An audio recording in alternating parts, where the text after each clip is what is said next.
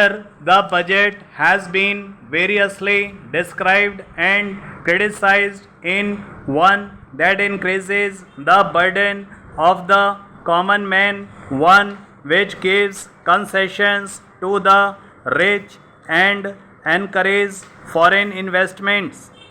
I agree, sir, that it is in all this and much more, but it certainly is not a highwayman's budget.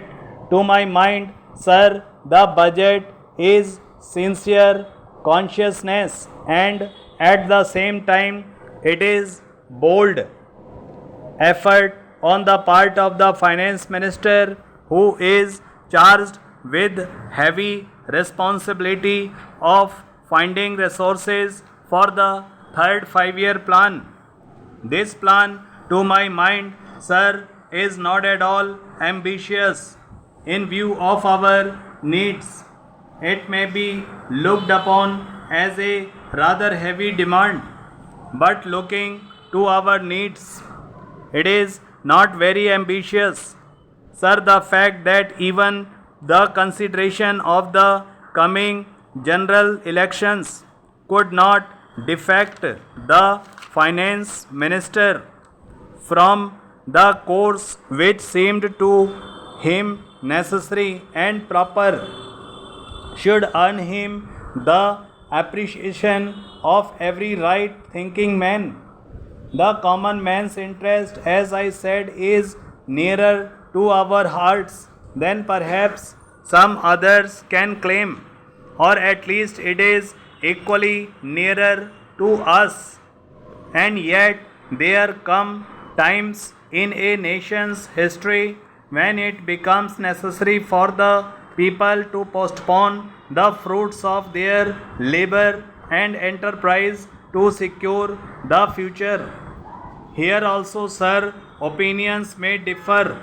According to the Communist Party, such a time came during the last Great War when they were exhorting people, the common people, of contribute their full might to the war effort according to us.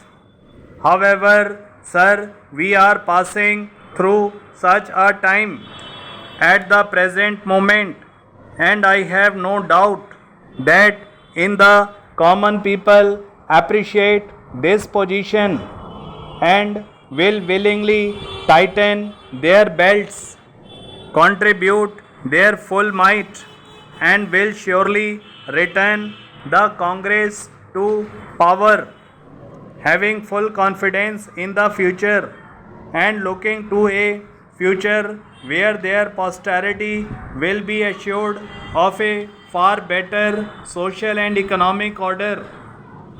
Who, sir, does not sympathize with the difficulties of the common man's?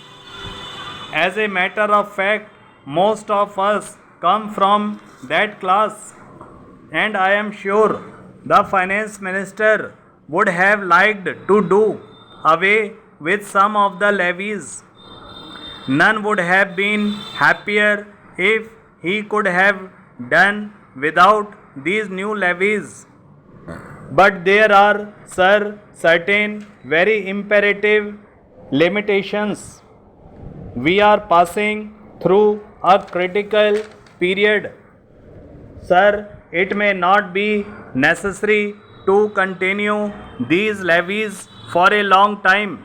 Rather, I am inclined to think that before long it may be possible to give up some of them at least. I have very valid reasons to ask so.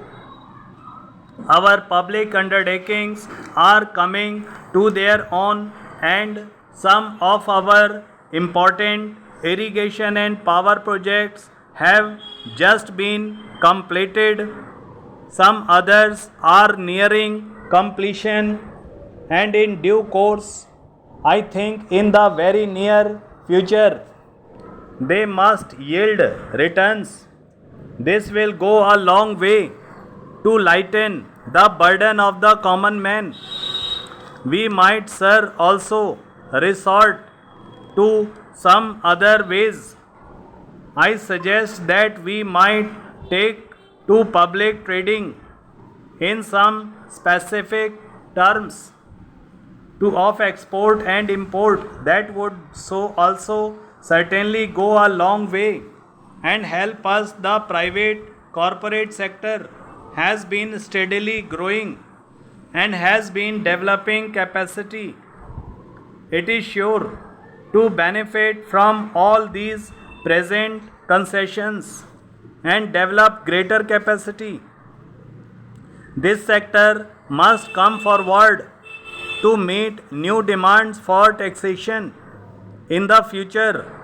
I agree that so far as indirect taxation is concerned, I have reached the saturation point, but the corporate sector growing as it is in strength, in vitality, and in capacity will not, I am sure, shirk its responsibility to contribute to the common fund.